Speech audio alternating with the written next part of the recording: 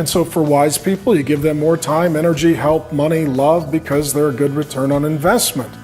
Foolish people need consequences. Unless things change, there's going to be some boundaries and some consequences. Evil people, you need to protect yourself from. If you give them more time, more energy, more access, more money, they will cause more plotting and more scheming and more pain and more harm.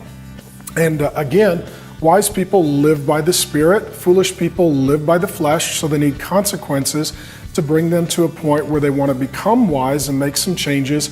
Evil people live by the demonic. They're just trying to hurt people and cause harm. And so you got to look at the people in your life or around the holiday season, the people in your family, and say, okay, who's wise, who's foolish, who's evil? And what I would say is, if someone really is evil, you've got to decide whether or not you want any activity with them. If there's somebody in your family, for example, that has a history of assaulting others physically, sexually, do you really want to spend the holidays with them? If you've got a grandpa who was, hurting the children when they were little in inappropriate ways, now that you're an adult, do you really want your children to spend time with that person? If they're evil, if they're dangerous, if they're unsafe, you need to understand that just because they're a relative doesn't mean that they get to harm you. In fact, you may need to have some real strong boundaries or even a conversation that says, you know what, unless things change, this relationship is going to have distance or it's even going to be done. And so when it's wise people, those are the people that we tend to look forward to seeing and spending time with and talking to and learning from and catching up with. So usually it's really the enjoyable part of the holidays. Every family has got some foolish people, and let's be honest and say that we all have areas of our life that we're foolish. Even people who are wise are not wise in every area of their life. And so in areas and or in seasons we can all be foolish.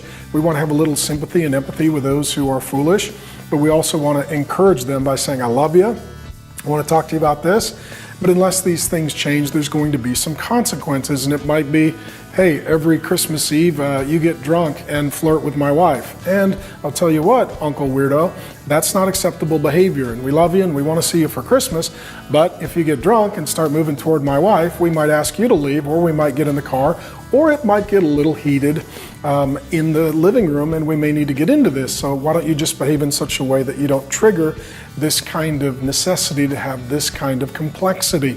There are complications. When you say that, when you speak that way, when you cut into me in front of family, when you sort of cuss out my kids, or you have backhanded comments about my spouse, and you're doing it in front of the family, it just makes the holidays really awkward. When you complain the whole time, when you do your archaeological dig, and you pull up every hurt in the history of your life and family, and back up the truck and dump it on the dining room table at the holidays every year, it makes the rest of us feel really awkward and uncomfortable. If those kinds of things are happening, you pull that person aside lovingly, privately, quietly, have a conversation with them. Maybe it's on the phone and say, we love you, we want to see you, we want this to be enjoyable, but I need to bring these things to your attention because it really makes the holidays less than pleasant for me.